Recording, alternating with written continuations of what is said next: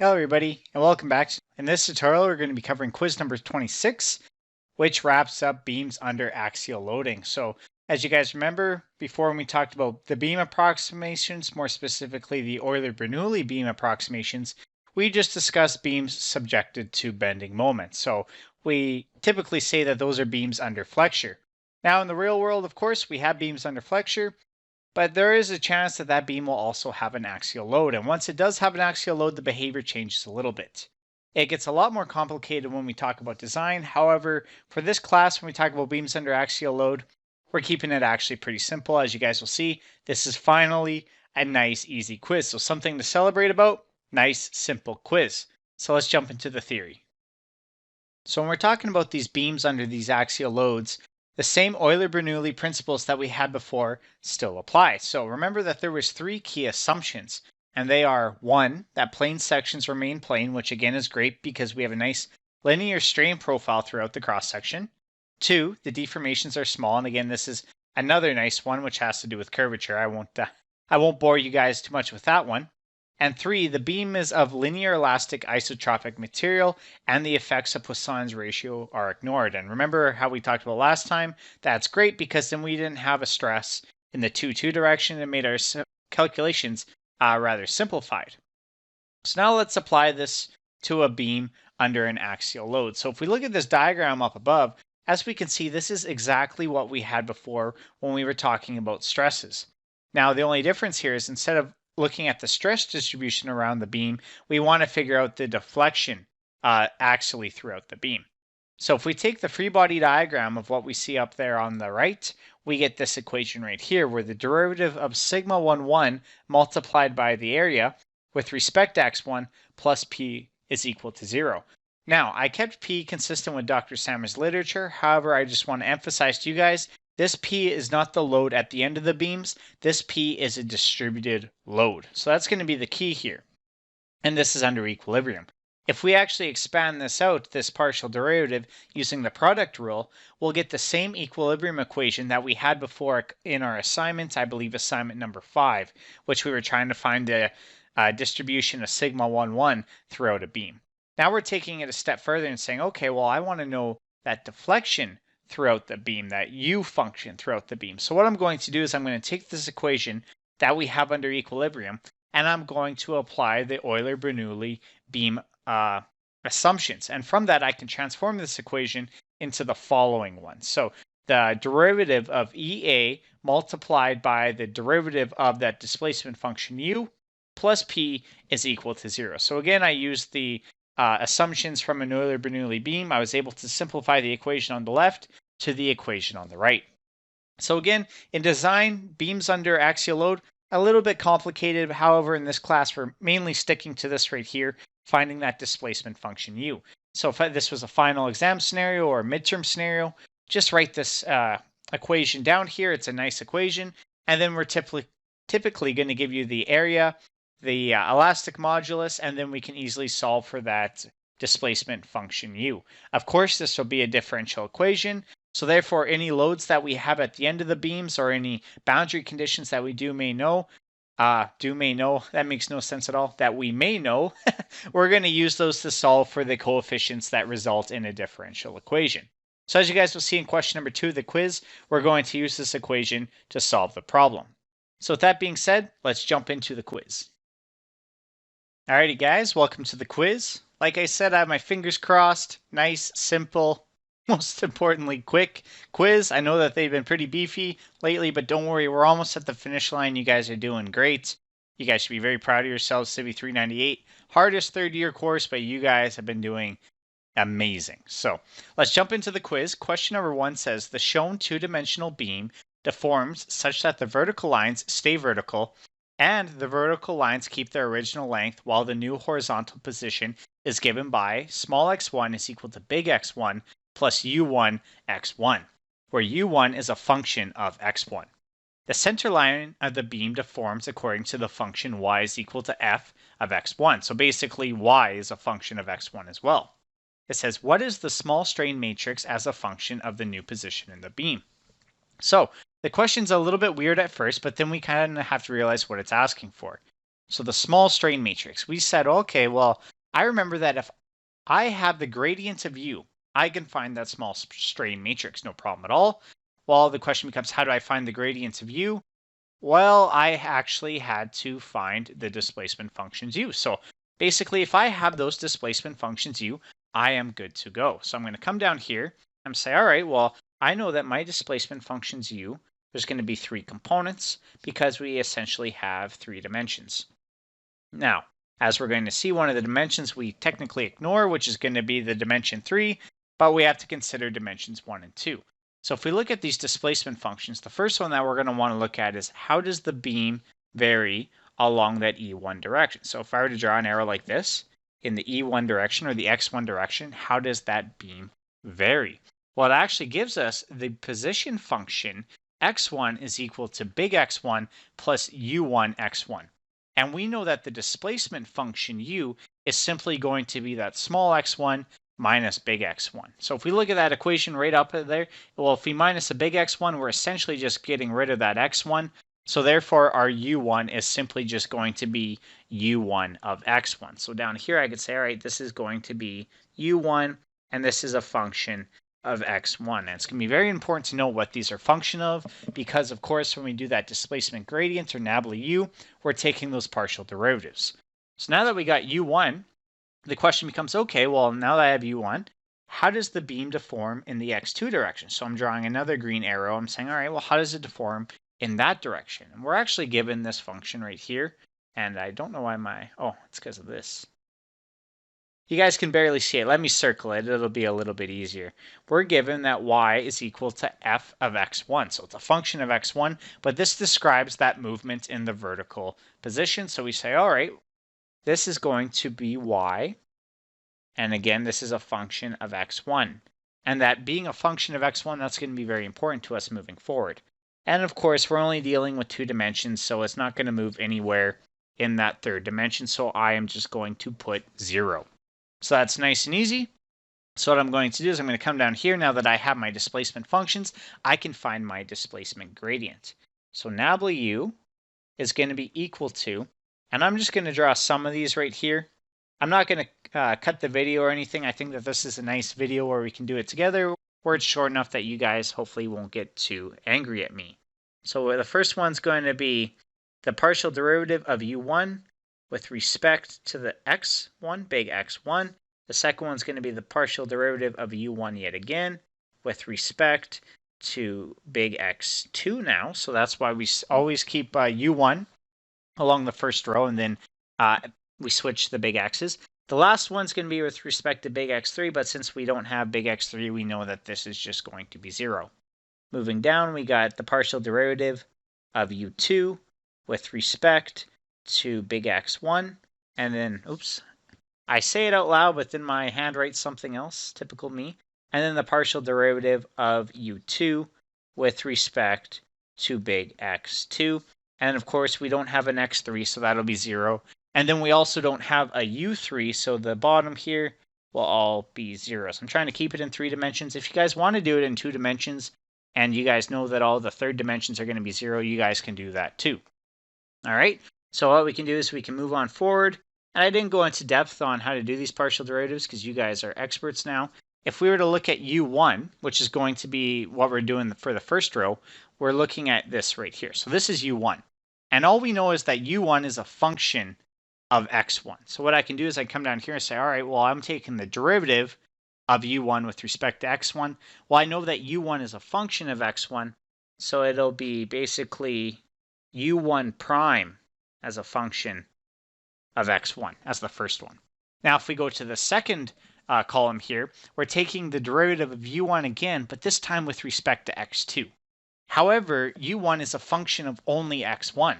Therefore, if I have a function that's only x1 and I take it with respect to x2, it's actually going to be 0. So what I'm going to have is 0 here, and of course the 3rd entry is also 0. Moving down and say, all right, well, I did everything I need to do with u1. What about u2? So if I look at u2, we have y of x1. So when I'm looking at that first entry down here, the partial derivative of u2 with respect to x1, well, I see right here that y is a function of x1, so it does have a derivative. So this entry right here will be y prime of x1.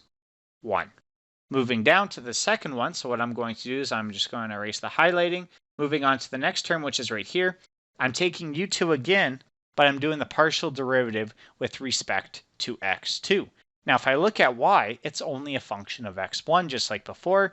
So if I have a function only of x1, and I take the partial derivative with respect to x2, it's actually going to be 0. This will be 0, and of course, by inspection, we already know that the remaining components are going to be 0. So this right here, this is going to be our displacement gradients. And again, I have my iPad screen rotated, but even with the rotation, I can see that these lines are horribly, horribly diagonal, so I apologize about that. Now that we have the displacement gradient, it's smooth sailing from here because we know that the strain matrix is simply going to be 1/2 of the displacement gradient nabla u plus the displacement gradient transpose. So nabla u with a little t up top. So all I'm going to do is go, all right, well, this is equal to 1/2. And then I'm going to come down here and I'm just going to add the two displacement gradients or the transpose. So if we look at the first component, it's going to be u1 prime of x1 plus u1 prime of x1. So what we're going to have is 2 u1 prime. And of course, this will be a function of x1. And I'll put my little brackets here. It's not too bad. Going downwards, so what I'm going to do is I'm going to look at this component next right here. If I look, I have y prime of x1, and then the transpose will actually be 0, because keep in mind when we're doing the transpose, and I'll switch it, the transpose of the gradient to u, this y prime is actually going to move over there just for the transpose. So if I'm looking at this one, instead of 2 y prime, I'll just simply have, and I don't know why I kept on pink, let's switch back.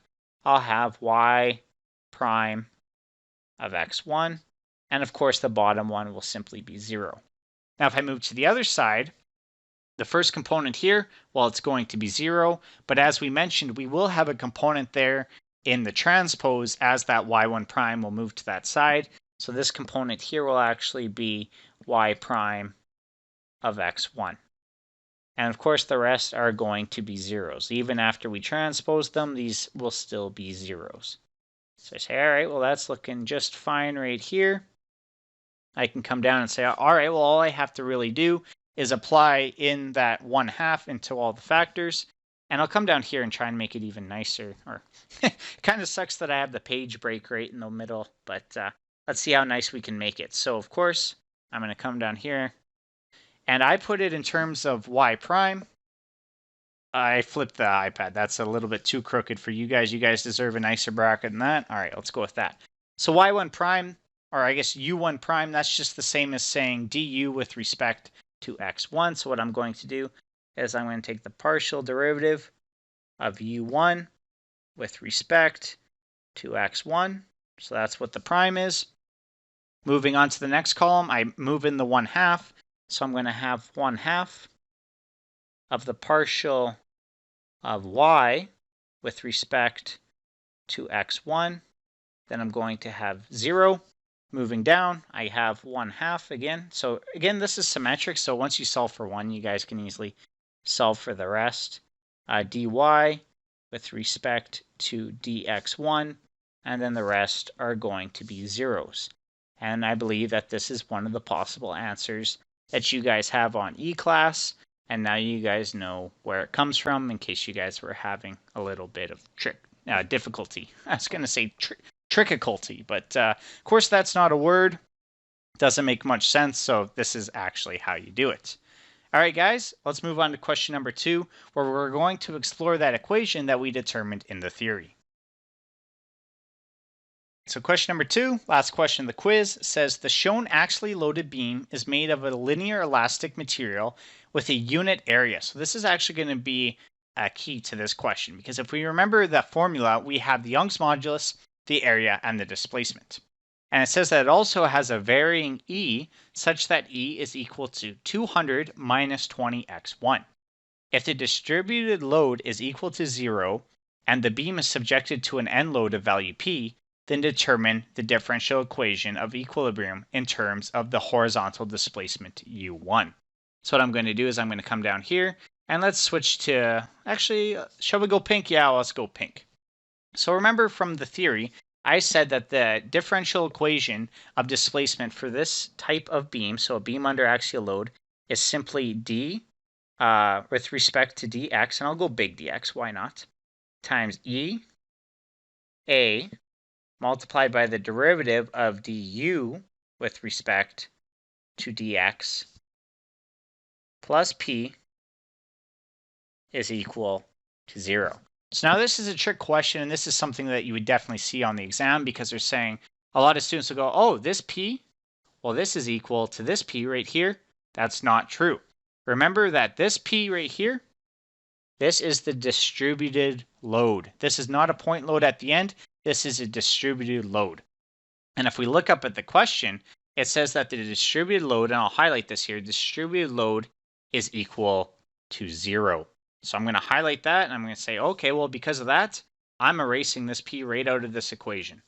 So what I can say is that all of that is actually going to be equal to 0.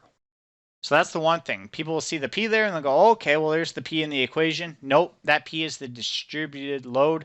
However, in this case, we don't have a distributed load. It's equal to 0. And I know a lot of people say, well, Clayton, why would they give us this p then? Well, remember that this will be a differential equation, and in order to solve those differential equations, we need boundary conditions. That p would act as a boundary condition. However, in our terms of equilibrium equation, we don't need it. So we're left with this right here. And is there any more simplification we can do? Well, the answer is yes, because one of the other nice things, it says a unit area. Therefore, the area here, if it's a unit, it just means it's equal to 1. And if it's equal to 1, I can come down here and rewrite this and say, all right, well, basically we have d over dx, so the differential of e and du over dx is going to be equal to 0. So if we look here, we're basically taking the differential of everything inside this highlighted area. Now, the problem that we have here is both e and du, or I guess u in general, are both functions of x. So we can't just single one out, they're not a constant. So what we're actually going to have to do is something called product rule, or product rule. At least I think so. I haven't taken a math class in a long time, as you guys can tell. So product rule. So how do we do this? Well, the differential of this is simply going to be the differential of e with respect to x. So I'm just going to go dx, and then multiplied by whatever the second term was. So this is du over dx. So the only thing I took a differential here, in this case, is e. And then I add this to e. So I'm leaving e alone in this side, and then taking the differential of du with respect to dx. Well, if I differentiate du again, I'm basically going to have d squared u, so the second derivative of u with respect to x. Now this is pretty nice because I remember that, hey, we were given a nice equation for e, which is 200 minus 20x1. So what I can do is I can actually substitute this in here and say, all right, well, e over here, or the differential of e, and I guess I'll write it up here, dE over dx is going to be equal to, well, 200, take the derivative, that's going to be 0 because there's no x1. Negative 20x1, well, I haven't, so if I take the derivative, this is going to be simply negative 20. So what I'm going to do is I'm going to throw those bad boys right back into the equation. So my first term, I have dE over dx.